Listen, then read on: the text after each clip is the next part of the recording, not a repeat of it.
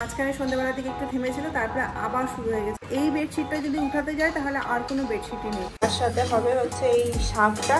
রান্নাঘরেরও মোটামুটি ঝুলটুল ঝাড়া হয়ে গেছে। মাসি এখন এই সেলফটা পরিষ্কার করছে। দেখছি এবার যেহেতু জন্মাষ্টমীটা আমার বাড়িতে প্রথম।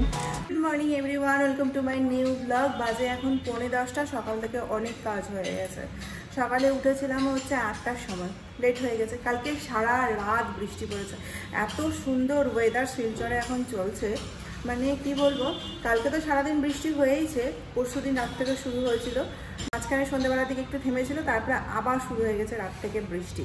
যাই হোক, রাতটা তো খুব সুন্দর কেটেছে, মানে ফ্যান 1-এ 2-এ রেখে ঘুমাতে হচ্ছে। তো চলো, এত সুন্দর ওয়েদার নিয়ে আজকের দিনটা শুরু করা যাক। এই সকালবেলা থেকে ওয়েদারটা একটু মানে বৃষ্টিটা কমেছে, ওয়েদারটা ভালো হয়নি। বৃষ্টি পড়বে, আকাশ যে কোনো মুহূর্তে বৃষ্টি পড়বে। সারা রাত যা বৃষ্টি পড়েছে। সকাল সকাল মিশুকে স্কুল পাঠিয়ে দিয়েছি। সকাল সকাল বলতে স্কুলের টাইমে স্কুল পাঠিয়েছি, ঘুম থেকে উঠিয়ে খাইয়ে দাইয়ে পাঠিয়ে দিয়েছি। আর মাসি এখনো পর্যন্ত আসেনি। মিস্টার সিনহাও অফিসে চলে গেছে। মিস্টার সিনহা আজকে ভাত খেয়ে যায়, একটু ওয়েদারটা যেহেতু ঠান্ডা ঠান্ডা হয় না, ও আর ভাত খেতে চায় না। ভাত খেলেই বলে যে শরীরটা ঝিমোয়, মানে ঘুম ঘুম পায়, অফিসে কাজ করতে পারি না। ওই জন্য ও দই মুড়ি খেয়ে গেল। মিশুকে আমি আলু সিদ্ধ ডিম সেদ্ধ ভাত খাইয়ে পাঠিয়ে দিয়েছি। তো সকালবেলার খাওয়া দাওয়া কমপ্লিট হয়ে গেছে। মাসি যখন আসবে তখন চা বানাবো, মানে আমার চা খাওয়া হয়ে গেছে। তো মাসি আসলে মাসির চাটা বানাবো, কখন আসবে জানি না। ওই জন্য আমি মাসির জন্য চাও করিনি। তো আমার জন্য একটুখানি ভাত আছে, আমি এটা খাবো পরে, এখন খাবো না। সবেই চা খেয়ে উঠলাম, মিস্টার সিনহার সাথেই খেতে বসেছে। মাসি একটু লেট করে আসে, সেই দিন আমি ঘরের কোনো কাজে সকালবেলার দিকে হাত দিতে পারি না। এই রান্নাঘরে ভাত চাপানো, মিস্টার সিনহাকে খেতে দেওয়া, বাবুকে খেতে খাওয়ানো, টিফিন বানানো, এইসব করতে করতে আমার সকালবেলার দিকটা চলে যায়। আর মাসি আসতে করে কোনো ব্যাপার না, মাসি সকালবেলার কাজটা পুরোটাই করে। তো এখন আমি কি করবো, কিছু তো করার নেই, ঠাকুরের বাসনগুলো নেওয়াবো। এই যে আমার ভাতটা রেডি করে নিয়েছি, গরমই আছে, ওই জন্য গরম গরম খেয়ে নিই সেদ্ধ ভাত তো। আর মিশুকে যেহেতু দিই, ওই জন্য পেঁপে সেদ্ধ মিষ্টি কুমড়ো সেদ্ধটা দিই, ও খেতে ভালোবাসে। আর তার সাথে ডিম সেদ্ধ ছিল, এটা তো মিস্টার সিনহার জন্যই করেছিলাম, কিন্তু মিস্টার সিনহা খাইনি বলে এখন আমাকে খেতে হবে।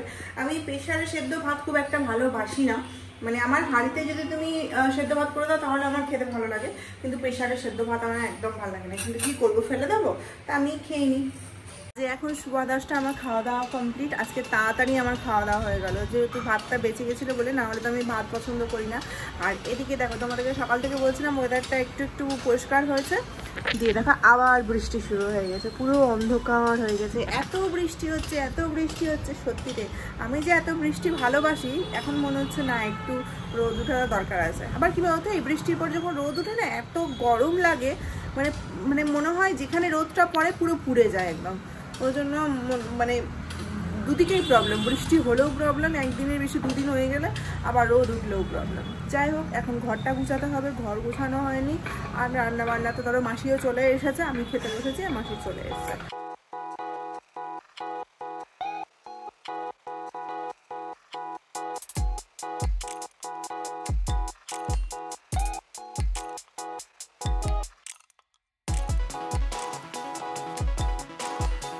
এখানে আমার বিছনা গুছানো হয়ে গেছিলাম, মিশুকে আনতে নিয়ে আসলাম, নিয়ে এসে পরে নিউজ চ্যানেলগুলো খুলেছিলাম, নিউজ চ্যানেল মানে নিউজ দেখার জন্য। এখন তো ধরো সবটাই নিউজেই দেখতে হচ্ছে আমাদেরকে।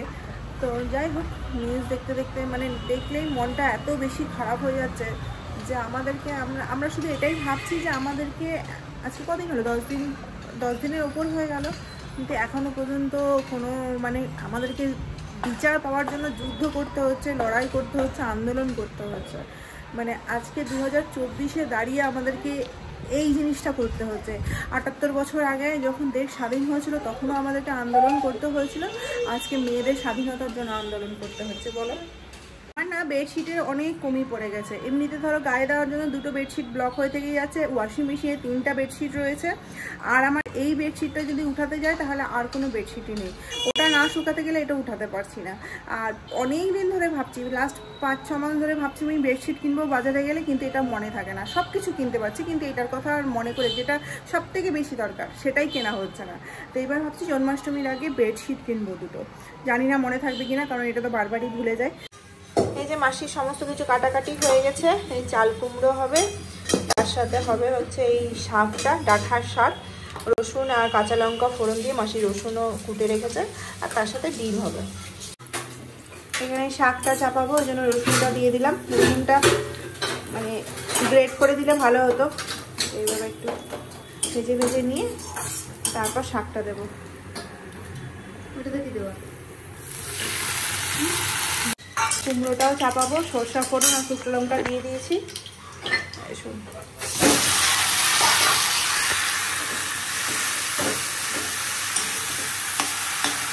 এখানে মশলাটা দিয়ে দিয়েছি, হালকা একটু শুকিয়ে পরে জল দিয়ে সেদ্ধ করতে হবে। আর এই এক কড়াই শাক কতটুকু হলো, এটা ঢাকবো না, ঢাকলে না সবুজটা নষ্ট হয়ে যায় না, কম আছে খুলে খুলেই রান্না করবো। আজকে ডিমটা মাখা মাখা করবো, ওই জন্য পেঁয়াজও দিয়ে দিলাম আর টমেটোও দিয়ে দিলাম। এটাকে বেটে নেবো আগে, কারেন্ট চলে যাওয়ার কথা, এখন 12টা বাজলেই কারেন্ট চলে যায়। তরকারিটা জল দিয়ে দিব, গরম করে রেখেছি, সেদ্ধ করতে হবে। ইদানিং আমার কুমড়োর তরকারি খেতে এত ভালো লাগছে, আগে লাউয়ের তরকারি ভালো লাগছে, এখন কুমড়োর তরকারি ভালো লাগছে। আর এই কুমড়োটা খুব সুন্দর আছে, একটু জাস্ট সেদ্ধ করতে হবে, এত কচি কুমড়ো। এই শাকটা একদম কমতে কমতে একটু হয়ে গেল, শুকিয়ে গেছে একদম, এটাকে নামিয়ে দেবো বাস। এখানে মশলাটাও বাটা হয়ে গেছে, শাকটা হয়ে গেল, এবার ডিমটা করব। আর কুমড়োটা তো হচ্ছে আস্তে আস্তে, জল শুকোতে শুকোতেই সেদ্ধ হয়ে যাবে, এত কচি কুমড়ো আছে। এখানে ডিমটা আস্তে আস্তে অমলেট করতে থাকি।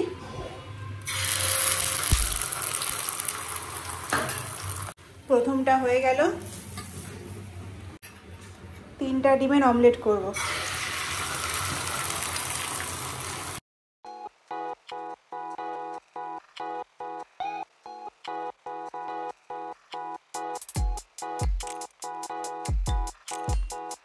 তরকারিটা একদম হয়ে গেছে, ভালো মতো শুকিয়ে নিয়েছি, জল থাকতে গেলে না ভালো লাগে না। নামিয়ে দেবো এবার। এখানে কুমড়োটা হয়ে গেল, ডিমের অমলেটগুলো সমস্তটা হয়ে গেছে, এখন শুধু ডিমের অমলেটের মাখাটা করতে হবে। কড়াই চাপিয়ে দিলাম, ফোড়ন দিয়ে দিয়েছি, মশলাটা তো বাটাই আছে, দিয়ে অনেকদিন পর ডিমের ঝোল এরকম মশলা বেটে করছি। 1 মাস 1.5 মাসের ওপর মশলা আমরা ওই পেঁয়াজ ঘষে টমেটো ঘষেই ব্যবহার করছিলাম, ঝোলগুলো ওই জন্য অতটা ভালোও হচ্ছিল না। ডিমের মশলাটা কষানো হয়ে গেছে, পেঁয়াজ বেটে দিয়েছিলাম তো ওই জন্য একটু ভালো করে কষাতে হলো, একটু টাইমও লাগলো। গরম জল করে রেখেছি, হালকা একটু গরম জল দেবো।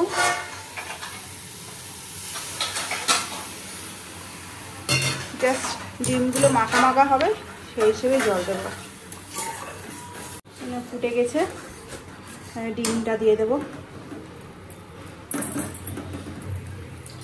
তাও মনে হচ্ছে জলটা বেশি হয়ে গেল, যদি বা টেনে নিবে ডিম। কাঁচা লঙ্কা দেবো, গরম মশলা দেওয়া হয়ে গেছে, আর নামিয়ে দেবো। আজকে সারাদিনের মতো রান্না বান্না কমপ্লিট। কালকে দুপুরে যে পার্সেলটা এসেছিলো, আমার মোবাইল কভার অর্ডার দিয়েছিলাম আমার নতুন ফোনটার জন্য, এই যে কভার চলে এসেছে, এটাকে খুলবো। কালকে খোলার টাইমই পাইনি, কেমন এসছে না আসছে দেখতে হবে। খুলে পরেই মনটা খারাপ হয়ে গেল, আমি যে কালারটা অর্ডার দিয়েছিলাম সে কালারটা তো আসেইনি। অ্যাকচুয়ালি ব্যাপারটা হচ্ছে আমার 15 Pro Maxের যে মোবাইলটা আছে সেটার জন্য এটা অর্ডার দেওয়া হয়েছিল, কিন্তু এটা কি বলো তো একটু লুজ হচ্ছে, মানে মোবাইলটা লাগানোর পরও এই যে এই গ্রিপটা একটু কম আছে, যাতে পড়তে গেলেও হাত থেকে কিছু না হয়, মানে স্ক্রিনে। আবার রিটার্ন করতে হবে। কালারটা দেখো, আমি এই কালারটা অর্ডারই দিইনি, প্যাক করে দিলাম, এটা রিটার্ন নিয়ে যাবে। আর এক্সচেঞ্জ তো করা যায় না, এই কোম্পানির আর নেবো না, অন্য একটা কোম্পানি অর্ডার দিলাম। সেটা এর আগে আমার পুরনো যেতে আইফোনগুলো আছে সেগুলোর কভারগুলো বেশ ভালো, তো সেটা বিশ্বাস না করেছিল, আর এটা আমি করেছিলাম, যার কারণে আমি বুঝতে পারিনি কোন কোম্পানির পুরনোটা। তো দেখে পরে বিশ্বাসনাকে জিজ্ঞেস করলাম, সেই কোম্পানির অর্ডার দিলাম। সেই কোম্পানির মানে কভারগুলো সিলিকনের, ভীষণ ভালো। ফোন যদি হাত থেকে বাই চান্স পড়েও যায় তাহলেও কিছু হয় না। আইফোন হাত থেকে পড়তে গেলে কি হয় সেটা তো আমরাই জানি যাদের আইফোন আছে। যাই হোক, এটাকে রিটার্ন করে দেবো। এই জন্যই না কোনো জিনিস অর্ডার করতে চাই না। বিশ্বাসনা বলে যে তুমি কেন অর্ডার করো না, তুমি তো সমস্ত কিছুই জানো। আমি যদি অর্ডার করতে যাই সেই জিনিসটা আমাকে রিটার্ন করতেই হয়। মানে আমি এইসব জিনিসের কথা বলছি, জামা কাপড়ের কথা বলছি না। জামা কাপড় খুব কমই অনলাইনে, খুবই কম কিনি, খুবই কম। আমার অফলাইনই বেশি ভালো লাগে। আর এইসব জিনিসগুলো যদি অর্ডার করতে যাই, এখন তো কিছু জিনিস অর্ডার করেছি, মানে 3-4 দিন ধরে অর্ডারগুলো আসবে, তো একে একে দেখি সবটাই মনে হয় রিটার্ন করতে হয় নাকি। প্রথমটা তো রিটার্ন করে দিতেই হলো। যাই হোক ওই জন্য আমি অর্ডার করি না। আমার অর্ডার করতে গেলে জিনিসটা আমার ঠিক পছন্দ হয় না, না হয় ঠিক থাকে না, কিছু না মানে শুনে পরেই সাথে সাথে বলে দিল রিটার্ন করে দাও। তা কী করবো, ওই জন্য ওকে দিয়েই করাই আমি সমস্ত জিনিস অর্ডার।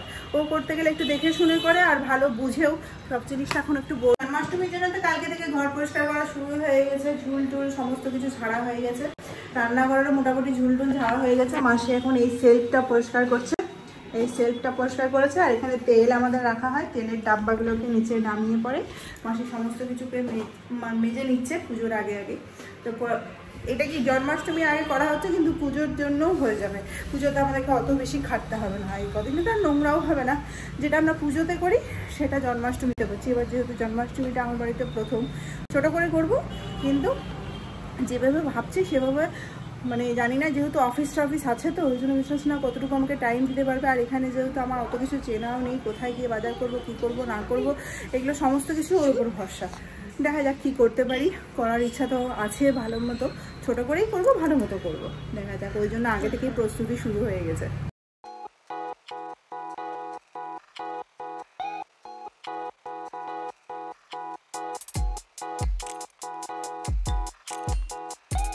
আজ 1 ঘন্টা ধরে যা বৃষ্টি পড়ছে, মানে ওয়েদারটা পুরো চেঞ্জ হয়ে গেল। আকাশটা তো পরিষ্কার হয়েছিল, এমন কালো হয়ে বৃষ্টি শুরু হয়েছে, এখনো পর্যন্ত পড়ে যাচ্ছে। যাই হোক, মিশুর খাওয়া হয়ে গেছে, আমাদের খাবার বেড়ে নিয়েছে। এটা আমার, এটা মাসির, কিন্তু মাসি এখনো পর্যন্ত আসেনি। মাসি বেরিয়েছিল, মানে বেরিয়েছে কোনো একটা কাজে, হয়তো বলে দিয়েছে খাবারটা বেড়ে দিতে। তো এখানে আমি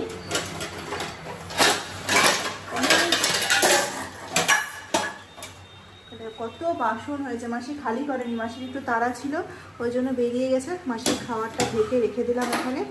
এবার আমি আমার খাবারটা খেয়ে নিই। বাজে এখন 8:10। মানে আজকে সারাদিন যা বৃষ্টি পড়লো, মানে সত্যিতে এত ঠান্ডা লাগছে না, ফ্যান চালিয়ে বসা যাচ্ছে না। দুপুরবেলা তো ভিডিও এডিট করে পরে ঘুম দিয়েছিলাম। এত সুন্দর ওয়েদারে ঘুমানো ছাড়া কোনো কাজ নেই, মানে ভীষণ, আমার বৃষ্টির ওয়েদার ভীষণই ভালো লাগে। শুধু একটা মাত্র মানে চিন্তার বিষয় হয়ে যায়, জামা কাপড়গুলো মানে শুকায় না, তো ওই জন্য ভীষণ প্রবলেম হয়। ওটা নিয়েই শুধু টেনশন হয় যে কবে শুকাবে। ওই ঘরে তো সমস্ত জিনিস এখনও 3 দিন ধরে যা জামা কাপড় হয়েছিল সমস্তটাই মেলা রয়েছে। যাই হোক, আস্তে আস্তে শুকাবে। এই কদিনই তো বৃষ্টি পড়বে, তারপরে আবার পুজোর আগে আগে রোদ উঠে যাবে, গরম হবে। গোটা পুজোটাতেই গরম থাকে। পূজার সাথে কথা হচ্ছিল, আমরা যে সেদিন স্যালনে গেছিলাম, তো সেটা কবে যাব না যাব ওটা নিয়েই আলোচনা হচ্ছে। যে কারণ আমরা যে স্যালনটাতে গেছিলাম ওটাতে পুজোর আগে আগে অনেক ভিড় হয়ে যায়, 1 মাস আগে থেকে পূজা বলছিল। তো আমরা চাইছিলাম, আমাদের যেহেতু মানে খোকারা আছে, ওই জন্য খোকাদের কথা ভেবে পরে আমাদেরকে কাজ করতে হয়, যে খোকার বাবাদের ছুটি যাবেও থাকবে, সবাই আমাদেরকে যেতে হবে। ওই জন্য ওর সাথে আলোচনা হচ্ছিল। ও বলছিল এই সামনের শুক্রবার যাওয়ার কথা, ওর মানে কিসের একটা ছুটি আছে সামনের শুক্রবার, কিন্তু মিস্টার সিনহার ছুটি নেই। তো মিস্টার সিনহার ছুটি না থাকলে গেলে আমার সমস্যা হয়ে যায়। মিশুকে নিয়ে গেলে ও শান্ত হয়ে থেকে যাবে এটা জানি, কিন্তু তাও একটা, ও অতক্ষণ ধরে ওয়েট করতে পারবে কিনা। 1-1.5 ঘন্টা স্যালনে যেতে গেলে তো 1-1.5 ঘন্টা কোনো ব্যাপারই না। সামনে পুজো আছে ধরো, আর ছুটির দিনগুলোতে বেশি ভিড় হবে। তো যাই হোক, ওটা নিয়ে আলোচনা হচ্ছে, যাবো কবে। একটা তো মেকআপ করার দরকার আছে, হেয়ার কালার করব, হেয়ার কালারটা খুব দরকার আছে আমার। আমি অনেকদিন ধরে ভাবছি হেয়ার কালার করবো। লাস্ট বোনের বিয়ের সময় করিয়েছিলাম জানুয়ারি মাসে, তাও খুব হালকা কালার করেছিলাম, মানে যেহেতু আমি করি না ওই জন্য, আর জাস্ট ট্রাই করে দেখেছিলাম কেমন লাগবে না লাগবে। তো আমি বার্গান্ডি কালার করেছিলাম, জাস্ট হাইলাইটটা করেছিলাম, আমি হাইলাইটই করব। তো দেখা যাক কী হয় না হয়, শুক্রবার আদৌ যাওয়া হয় কি না। আমার তো ছুটি নেই, ওদের ছুটি আছে, তাও দেখবো, চেষ্টা করে, যদি মিশু থাকে তো ভালোই। আজকে বিকেলবেলা চা খাওয়ার পর থেকে আমার এমন পেটে ব্যথা শুরু হয়ে গেছে, মনে হয় চা খাওয়ার রিয়াকশন অনেক বেশি, খিদে পেয়ে গেছিলো তো চাটা খেয়েছি, দিয়ে মনে হয় গ্যাস হয়ে গেছে। যাই হোক, মিষ্টাসরা চলে এসেছে, আমি ভাতও চাপিয়ে দিয়েছি এদিকে। এই সারাদিন, যেদিন ছুটির দিনগুলো বাদ দিয়ে অন্য দিনের কথা বলছি, এই সকালবেলা উঠে কি করে যে রাত হয়ে যায় বুঝতে পারতাম না। আগে মিশু হওয়ার আগে তো দিনই কাটতো না আমার, মানে শুধু বসে থাকতাম জানলা দিকে তাকিয়ে, কখন আসবে। এখন তো আজকে আসলো হচ্ছে 8:30টার সময়, অন্যদিন 8টা 8:15টার মধ্যে ঢুকে যায়, 8:30টা 9টা বাজে এখন, মানে ও 9:15টায় ঢুকেছে। সো আমি 8:30টা বলছি, 9:15টায় ঢুকেছে। যা খিদে পেয়ে গেছে বলছে, আজকে কিছু আনার সময়ও পাইনি। মুসুরির ডাল ভিজিয়েছি, ডালের বড়া করব, আর বাকি সমস্ত খাবারই আছে, ডিম আছে, তরকারি আছে, আর ভাত চাপালাম। এই হচ্ছে এমন কথা। আসলে বৃষ্টি পড়ছিল বাইরে, এরকমই 8:30 বেজে গেছিলো অফিস থেকে বেরোতে, আর বৃষ্টির মধ্যে কোথায় যাবে। আমাকে বললো যে কি খাবে বলো, নিয়ে আসা। আমার কোনো দরকার নেই, বাড়িতে সমস্ত খাবার আছে, তো চলে আসো, আমি তাড়াতাড়ি রান্না করবো, খেয়ে নেবে। তখন ওটাই মুসুরির ডালটা ভিজিয়েছি, বড়া বানাবো। তো এটা খেতে সবাই ভালোবাসে। আর মিক্সির বাটিটা ভালো হওয়ার পর থেকে, মানে ঠিক করার পর থেকে একদিক থেকে ভালো হচ্ছে, যেটা যখন খুশি খেতে চায়, মন করলে খেতে পারছি। না হলে এতদিন ধরে মিক্সির বাটি ছাড়া এখন ভাবছি কি করে চালাচ্ছিলাম। ডালটা হয়ে গেছে, চা খাওয়ার সময় ডালটাকে ভিজিয়েছিলাম। এই ডাল আধা ঘন্টার মধ্যেই হয়ে যায়, কেন মানে নরম হয়ে যায়। এটাকে বাটবো এখন। ডালটা বাটা হয়ে গেল, খুব অল্প করেই করেছি যাতে রাতেই শেষ হয়ে যায়। বড়া ভাজাটা চাপিয়ে দিয়েছি। মিঠু সিনহা বলছে আমার এত খিদে পেয়ে গেছে। আমি ওকে বলছিলাম তুমি একটু মুড়ি খাও, বলে 9টার সময় আর মুড়ি কি খাবো। আমি মুড়ি চানাচুর খেতে গেলে তাও একটু কিছুক্ষণ থেমে থাকতো, কিন্তু বলছে না এখন আর খাবো না, একবারে ভাতই খাবো। ওই জন্য তাড়াতাড়ি করে ডালটা পেটে পরে বড়াটা ভাজতে চাপিয়ে দিলাম, তাড়াতাড়ি মানে এখন সত্যিতে মুড়ি খেয়ে নিতে গেলে তার কিছু পারবে না খেতে। সে বলছে অনেকক্ষণ আগে খেয়েছি, 2টোর সময় খেয়েছি, তারপরে বিকেলবেলা আর কিছু খাওয়া হয়নি। আর ও তো চাটা খেতে ভালোবাসে না বিকেলবেলা, ওই জন্য খায়ও না। ওই জন্য অনেকক্ষণ পেটটা ফাঁকা থেকে ওই জন্য এসে পড়ে প্রচণ্ড খিদে পেয়ে যায়। যাই হোক, বড়া ভাজাটা হোক, বড়াটা দেখেই বেশ ভালো লাগছে। ও হ্যাঁ, আর ওই যে কি যেন বলে কুমড়ো পাতা না কি পাতা ছিল, নিয়ে এসেছিলাম পরশু দিনকার রাত্রেবেলা, তো ওটা নষ্ট হয়ে যাচ্ছিলো, একদম শুকিয়ে গেছিলো। তো ওটাকে একটু জলে ভিজিয়ে পরে ডালের সাথে দিয়ে দিলাম, নাহলে কালকে ফেলে দিতে হতো। তো এটা খাওয়া হয়ে যাবে এখন। এখানে একদিকটা হয়ে গেছে, ভীষণ কড়া কড়া হয়েছে, আর একদিকটা হলেই হয়ে যাবে। আর কি যেন বলছিলাম একটা, আগে না আমি যে কোনো ভাজা ভুজি, এই বড়া বলো বা পাঁপড় ভাজা বলো, তো আমি সবকিছু সরষের তেলেই করতাম। তো সাদা তেলটা অতটা ইউজ করতাম না। সরষের তেলে করতে গেলে কি হয়, যে সরষের তেলে না ভীষণ তেল ধরে, মানে এই যে বড়াটা করবো কি না, বড়ার মধ্যে ভীষণ তেল থেকে যায়। আর সাদা তেলে কি হয়, সাদা তেলে ওই জিনিসটা হয় না, মানে পুরোটাই তেল ছেড়ে দেয়।